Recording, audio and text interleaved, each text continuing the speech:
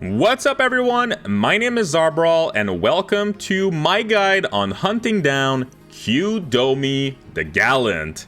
I recently did a guide on its cousin Midegi, so it's only natural we tackle its ninja counterpart in this video. Quu Domi drops the Fumakayan, another must-have equipment for anyone wanting to level samurai, monk, or ninja. No other boots will offer a haste bonus like this until the Fuma-san Ate at level 72, and this will be considered a best in slots item while building TP. For this reason, Quu Domi is another high-profile notorious monster and will attract all sorts of hunters eager to make a quick buck or simply farm the boots for themselves. The boots sell very well, even a little bit higher than the Okote we just covered. I will look into two different strategies here to successfully camp Quu Domi, thus increasing your odds of claiming the boots for yourself.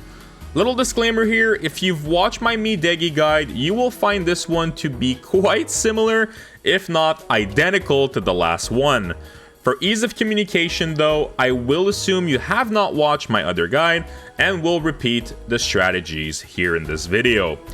Lastly, and as always, this guide was made on and for the WingsXI private server, so the information portrayed here might vary if you're playing this on retail or on another private server.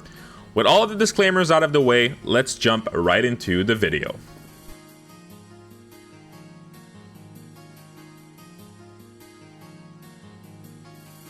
As always, let's start by going over the basics. Quu Domi is a level 36 notorious monster situated in the southern courtyard of Castle Ostroja, located at I-10 on the first map when you enter the zone. Quu Domi is a lottery spawn NM, meaning you will need to kill certain monsters for him to have a chance to spawn. The placeholders for Quu Domi are the exact opposite of Midegi, and will consist of all the Yagudo oracles and heralds that are spread across the courtyard. There are a total of 8 of them, with 7 being around the center cliff and 1 that's chilling on top of the cliff. The repop timer on the notorious monster itself is a minimum of 50 minutes, and the repop on the placeholders is 12 minutes after they despawn. Just like for Midegi, Quu Domi is one of the few notorious monsters that is not affected by Treasure Hunter. On every kill, you will have a flat 7% chance to get the boots and 93% chance to get the Strider Sword for a total of 100%. Another quick note, white scan is again sort of useless here because of the large population of Yagudos in the area. The white scan is pages long and quite frankly is unnecessary if you plan to successfully camp this NM. Now it's time to go over the two different strategies depending on the jobs you have available to you. Let's start by covering what I'm going to call the classic strategy.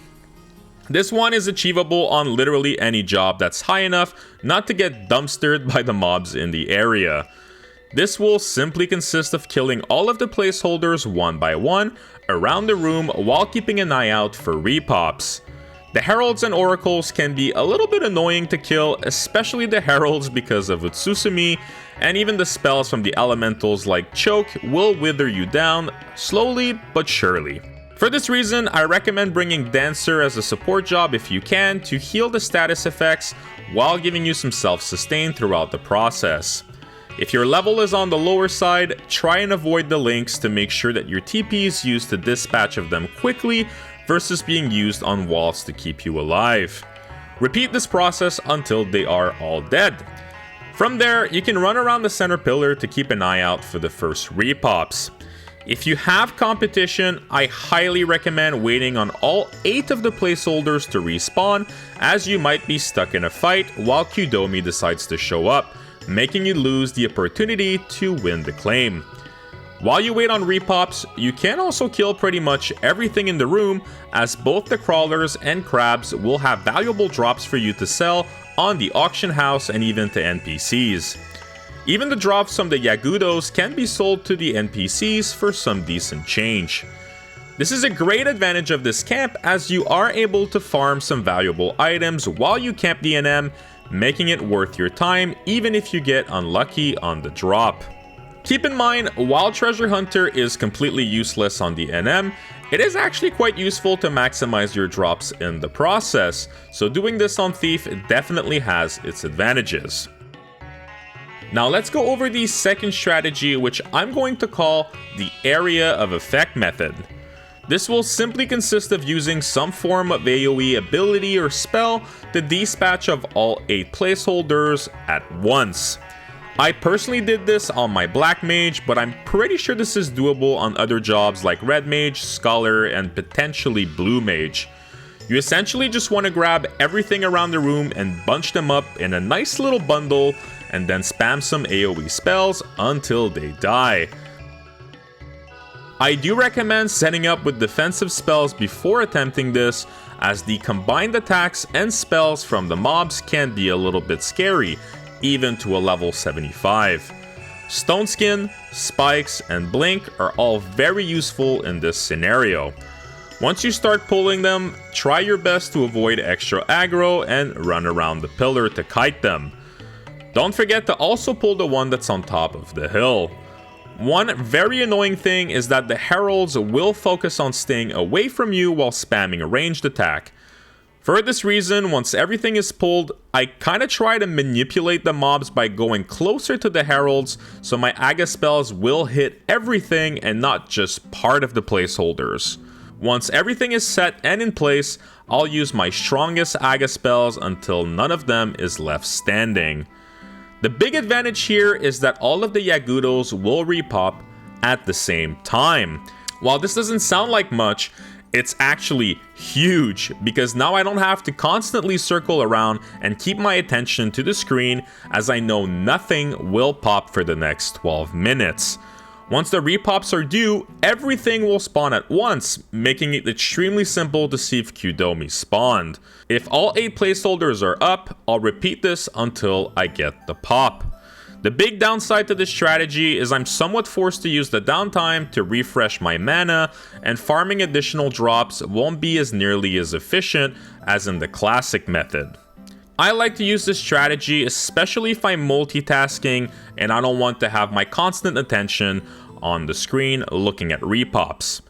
This strat is also a little bit harder to pull off than the classic method and might require some practice before you can pull it off successfully.